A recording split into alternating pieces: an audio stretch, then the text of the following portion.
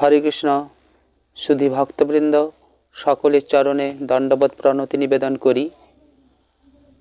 আজ 6 ফেব্রুয়ারি মঙ্গলবার, ষটতিলা একাদশীর উপবাস। আগামী কাল 7 ফেব্রুয়ারি বুধবার কৃষ্ণ দ্বাদশী। পারণের সময় সকাল 6টা 14 থেকে সকাল 9টা 58-র মধ্যে। এখন আমরা মাঘ মাসের কৃষ্ণপক্ষের ষটতিলা একাদশীর মাহাত্ম্য যে ভবিষ্যত্তর পুরাণে বর্ণিত আছে, যা যুধিষ্ঠির শ্রীকৃষ্ণ সংবাদে কি বলা আছে, আমরা তা এখন পাঠ করব। যুধিষ্ঠির মহারাজ বললেন, হে জগন্নাথ, মাঘ মাসের কৃষ্ণপক্ষের একাদশী তিথির নাম কি, বিধিই বা কী এবং তার কি ফল, সবিস্তারে বর্ণনা করুন। তদুত্তরে ভগবান বললেন, হে রাজন, এই একাদশী ষটতিলা নামে জগতে বিদিত। এক সময় দালভ্য ঋষি মুনিশ্রেষ্ঠ পুলস্তকে জিজ্ঞাসা করেন, মর্তলোকে মানুষেরা ব্রহ্মহত্যা, গোহত্যা, অন্যের সম্পদহরণ আদি পাপ কর্ম দ্বারা নরকে গমন করে, যাতে তারা নরক গতি থেকে রক্ষা পায়, তা যথাযথভাবে আমাকে উপদেশ করুন। অনায়াসে সাধন করা যায় এমন কোনো কাজের মাধ্যমে যদি তাদের এই পাপ থেকে উদ্ধারের কোনো উপায় থাকে, তবে তা বলুন। ঋষি পুলস্ত বললেন, হে মহাভাগ, তুমি একটি গোপনীয় উত্তম বিষয়ে প্রশ্ন করেছ। মাঘ মাসে শুচি, জিতেন্দ্রিয়, কাম, ক্রোধ আদি শূন্য হয়ে স্নানের পর সর্ববেদেশ্বর শ্রীকৃষ্ণের পূজা করবে। পূজাতে কোনো বিঘ্ন ঘটলে কৃষ্ণ নাম স্মরণ করবে। রাত্রিতে অর্চনান্তে হোম করবে। তারপর চন্দন, অগুরু, কর্পূর ও শর্করা প্রভৃতি দ্বারা নৈবেদ্য প্রস্তুত করে ভগবানকে নিবেদন করবে। কুষ্মাণ্ড, নারকেল অথবা 100 গুবাক দিয়ে অর্ঘ্য প্রদান করবে।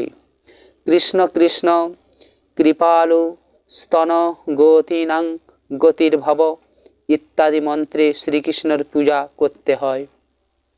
কৃষ্ণ আমার প্রতি প্রীতি হন বলে যথাশক্তি ব্রাহ্মণকে জলপূর্ণ কলস, ছত্র, বস্ত্র, পাদুকা, গাভী ও তিলপাত্র দান করবে। স্নান দানাদি কার্যে কালো তিল অত্যন্ত শুভ। হে দ্বিজোত্তম, এই প্রদত্ত তিল থেকে পুনরায় যে তিল উৎপন্ন হয়, তত বছর ধরে দানকারী স্বর্গলোকে বাস করে। তিল দ্বারা স্নান, তিল শরীরে ধারণ, তিল জল মিশিয়ে দিয়ে তা তর্পণ, তিল ভোজন এবং তিল দান, এই 6 প্রকার বিধান সর্বপাপ বিনষ্ট হয়ে থাকে। এই জন্য এই একাদশীর নাম ষটতিলা। হে যুধিষ্ঠির, এক সময় নারদও এই ষটতিলা একাদশীর ফল ও ইতিহাস সম্পর্কে জানতে চাইলে যে কাহিনী আমি বলেছিলাম তা এখন তোমার কাছে বর্ণনা করছি। পুরাকালে মর্তলোকে এক ব্রাহ্মণী বাস করত। সে প্রত্যহ ব্রত আচরণ ও দেব পূজা পরায়ণ ছিল।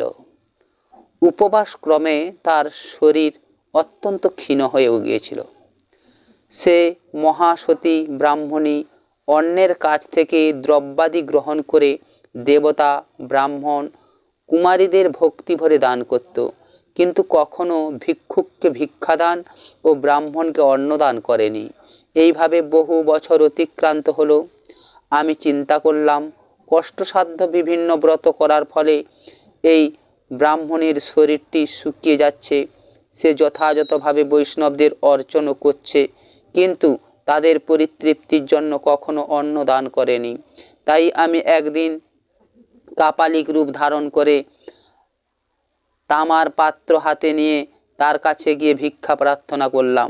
ব্রাহ্মণী বলল, হে ব্রাহ্মণ, তুমি কোথা থেকে এসছো, কোথায় যাবে তা আমাকে বলো। আমি বললাম, হে সুন্দরী, আমাকে ভিক্ষা দাও। তখন সে ক্রুদ্ধ হয়ে আমার পাত্রে একটি মাটির ঢেলা নিক্ষেপ করলো। তারপর আমি সেখান থেকে চলে গেলাম। বহুকাল পরে সেই ব্রাহ্মণী ব্রত প্রভাবে সশরীরে স্বর্গে গমন করল। মাটির ঢেলা দানের ফলে একটি মনোরম গৃহ সে প্রাপ্ত হলো।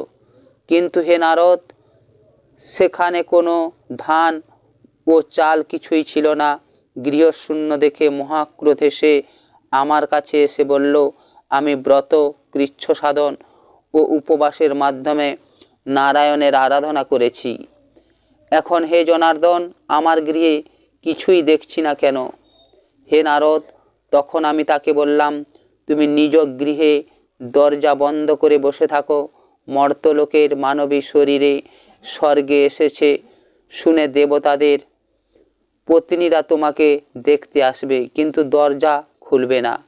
তুমি তাদের কাছে ষটতিলা ব্রতের পুণ্য ফল প্রদান করবে।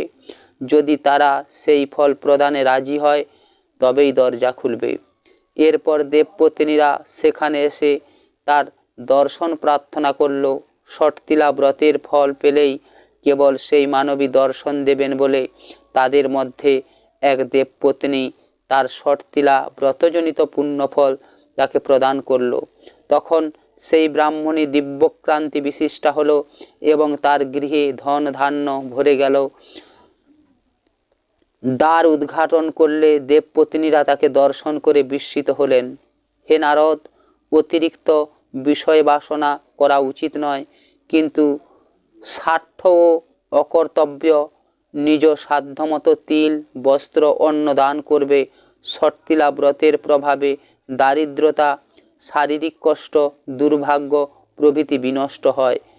এই বিধি অনুসারে তিল দান করলে মানুষ অনায়াসে সমস্ত পাপ থেকে মুক্ত হয়। হরে কৃষ্ণ কৃষ্ণ কৃষ্ণ হরে হরে, হরে রাম রাম রাম হরে হরে।